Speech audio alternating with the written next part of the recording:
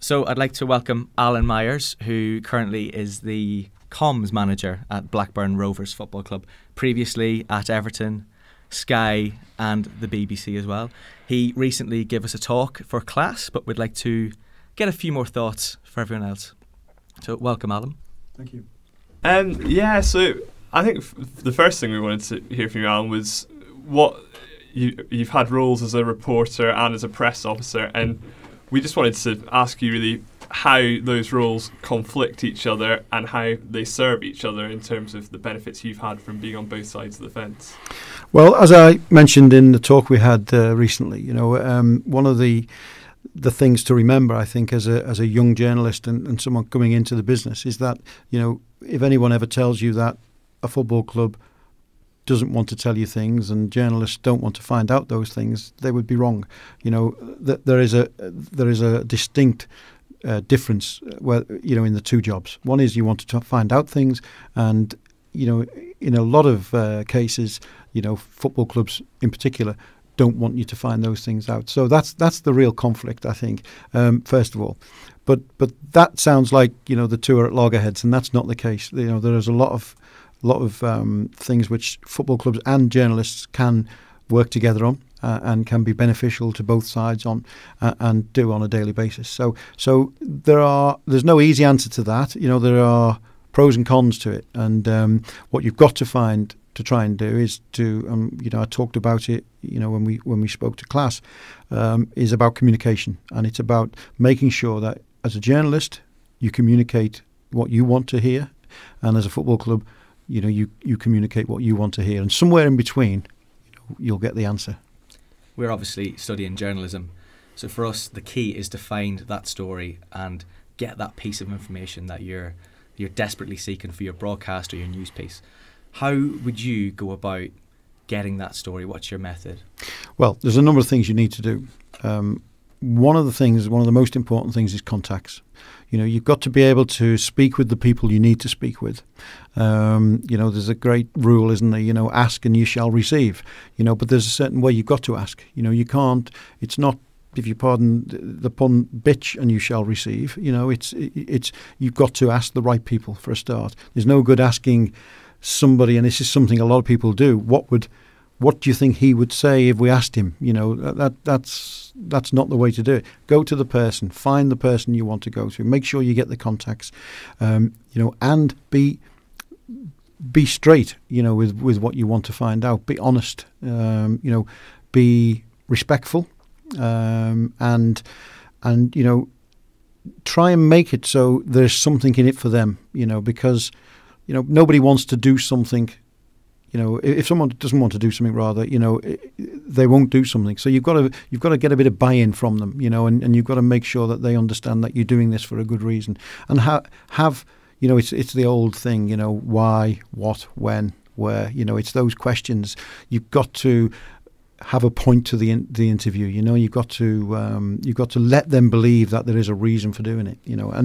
And I think the answer to the question, how do you do it, is any way you can, and obviously legally, but there are many ways you can approach people. Obviously it's different things for different situations, but whatever it takes to get, but focus on what you want. That's the first thing.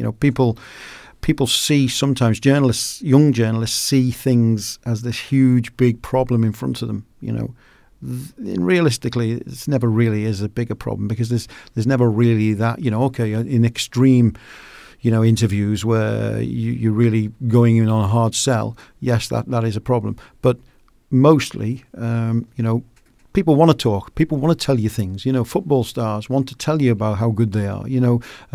Football clubs want to tell you how good they are. And then when you're into that, when you get your in, if you like, then you can manipulate it to whatever. It's down to you then to make sure that you use your skills as a journalist to get what you want out of them. I think we were talking there a lot about the mechanics of trying to find a story and how to do it right. And I think one of the things we've been learning a lot this year has been that, if you invest so much time into a story, it's very difficult to then remain objective and impartial to it. Have you ever had any experiences that you put so much into a story that it's been difficult to remain impartial? Yeah, it's a good point. I mean, impartiality is an interesting part of journalism, because, as I spoke about when I spoke to you all, it's about passion and it's about feeling, and you've got to believe in what you're doing, but you've got to be fair. There's a great sort of news channel in America that used the phrase fair and balanced, and yes, that terminology can be thrown out quite easily a lot of the time, but actually you have to be fair, and more importantly, I think, going away from what you're talking about, is about listening. The amount of journalists that don't listen in interviews is incredible, and I remember seeing a television interview where a journalist, the manager actually said something like, their player spat at my assistant manager in an answer. And the journalist's next question was, and injury news, was there any injuries picked up? Now, it's incredible that could be missed, but the journalist in question was actually quite an experienced journalist, and it's really symptomatic of what the biggest mistake I feel in the media that journalists don't do, and that's listen. Because, and it goes back to the whole conversation thing that we talked about. Have a conversation. Don't writing down questions is all well and good, but that is a real danger point to make you not listen to what people are actually saying, and never take your interview away from a conversation. Make it a conversation. Find out what you almost have to have the basics of what you want to find out, but never take it away from that conversation. What was the thing that you found most to get to grips with? You say journalists don't listen. Well, your job before you were a journalist was all about listening to people as a taxi driver. So what was for you the most difficult thing to get your head around? Rejection was the hardest part. When you talked about how do you get a story, you've got to look at the law of averages in that, and say that you are probably going to get 10 rejections before you get a yes, and if I'd have walked away at the first rejection in my career, I wouldn't be where I am today, and I wouldn't be doing what I'm doing today. I would have packed in a long time ago. It's never going to come easy. Like anything in life, it's never going to come easy. And getting someone to talk, especially with a television camera in front of them, is sometimes one of the hardest things you'll ever have to do. And, but it's about engaging with people. It's about gaining the trust of people. It's about gaining the respect of people, and that can be many things done through many ways, and that is your approach, what you say, how you present yourself, your eye contact with those people. There's so many different things that you can use to gain that respect. But that was the biggest challenge for me. Was keeping going when people said no, and it is a difficult thing, especially as a young journalist, because you will get people who will help you, but you'll get more people who don't want to help you for whatever reason, and I don't mean that in a nasty way. They just haven't got the time, or they haven't got the inclination to help you, and so you can't, as a young journalist, believe that it's going to happen for you, and you can't demand something. You've got to earn it, and that was the biggest, hardest thing for me early on, I have to say. Technology's changed quite a lot since when you started, but the core skills that you have to have, the listening, the asking the right questions, the having resilience. If you were starting now, do you think it would still be a career that you would love to do, or would you have a different opinion now that you've been in the game for a few years? One of my biggest regrets in life is that I'm not starting now.